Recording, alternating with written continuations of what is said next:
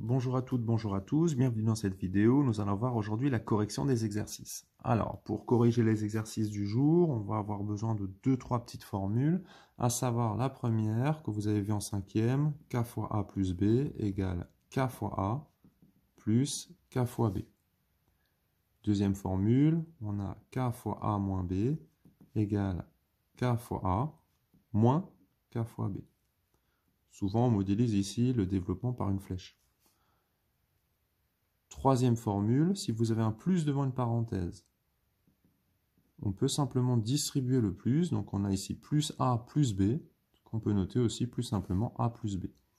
Si vous avez un moins devant une parenthèse, on peut noter moins a plus b égale moins a moins plus b. Ou alors, plus simplement, moins a moins b. Donc dans l'exercice 17, donc on va utiliser exactement ça.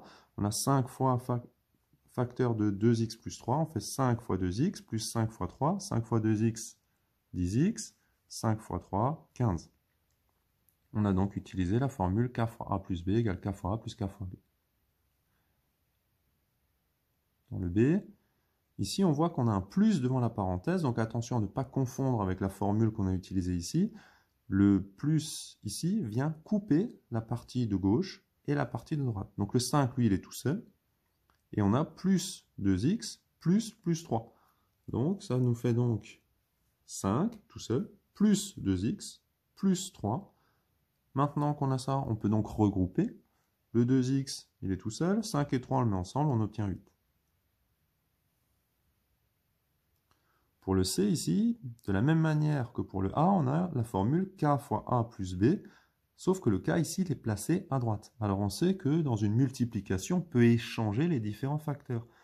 2 fois 3 et 3 fois 2, ça donne le même résultat. Donc ici, de la même manière que pour le A, on va faire 3 fois 5, donc 15, 3 fois 2x, donc 3 fois 2x, ça fait 6x. Pareil, on a utilisé k fois a plus b égale k fois a plus k fois b.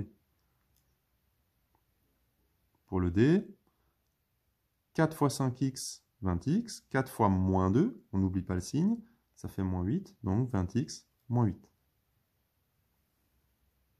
Pour le E, ici, on n'a que des multiplications. Donc attention, on ne va pas développer ici, puisque là, il n'y a pas de plus. Ce n'est pas la même formule. Hein. Ici, il y a un plus entre les deux. Là, non. Donc ici, comme il n'y a que des multiplications, on peut faire 5x fois 2, ça fait 10x. 4 fois 10x, ça fait 40x. Le F, on revient à la première formule. 3 fois x, c'est 3x. On a donc 4 fois 3x, 12x. 4 fois 2, ça fait 8. Exercice 93, page 69. Alors, dans cet exercice-là, la première chose à faire, c'est d'essayer de comprendre l'énoncé. Donc, dans le 93, on vous dit, on considère trois nombres, A, B et C. On sait que A égale 10, B égale 35. Déterminer le nombre C, vérifiant la condition suivante. L'inverse de C est égal à la somme de l'inverse de A et de l'inverse de B. Donc la somme, c'est une addition. L'inverse, quand on a 5, son inverse c'est 1 sur 5. Quand on a 3 demi, c'est 2 tiers, etc., etc. Je rappelle que pour l'inverse, on échange. Le numérateur passe au dénominateur, le dénominateur passe au numérateur. Donc ici, on a l'inverse de C est égal à l'inverse de A plus l'inverse de B. Donc 1 sur 10 plus 1 sur 35. On a donc une addition ici de deux fractions. On n'oublie pas que pour additionner deux fractions, on met tout sous le même dénominateur. Ici, moi, je vais tout mettre sur 70. Alors, on aurait tout pu mettre sur 350. Donc, passer de 10 à 70, on fait x7. En haut, on fait x7. Pour passer de 35 à 70, on fait x2. En haut aussi, on fait x2. 7 plus 2, ça fait 9 sur 70. Maintenant, je sais que l'inverse de C, c'est 9 sur 70. C'est ce qui est écrit là. Hein. L'inverse de C est égal à 9 sur 70. Donc, naturellement, C, lui, c'est son inverse. Donc, on échange. Donc, C, c'est 70 sur 9.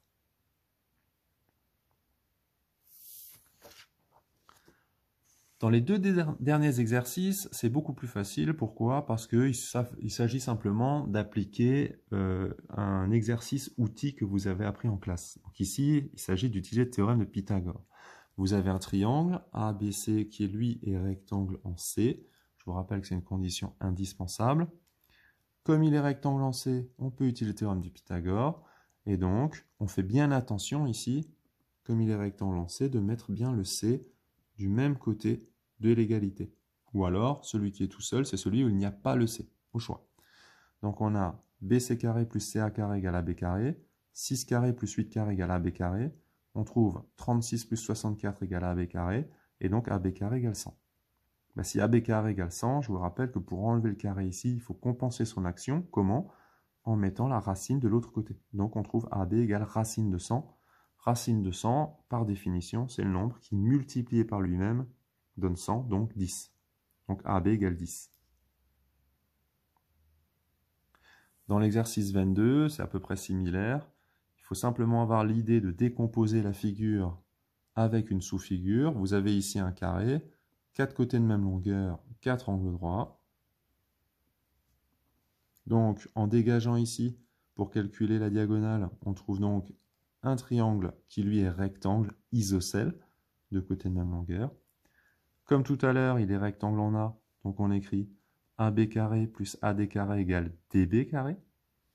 Donc on écrit triangle rectangle en A, d'après le théorème de Pythagore, on met l'égalité, on remplace par les valeurs numériques, 64 plus 64 égale BD carré, on trouve BD carré égale 128, et comme tout à l'heure, pour enlever le carré ici, on met une racine de l'autre côté, et donc on trouve BD égale racine de 128. Racine de 128, c'est la valeur exacte. Maintenant, nous, d'après l'énoncé, on veut une valeur approchée au centième, donc 2 chiffres après la virgule. Donc on va écrire 11,31 cm.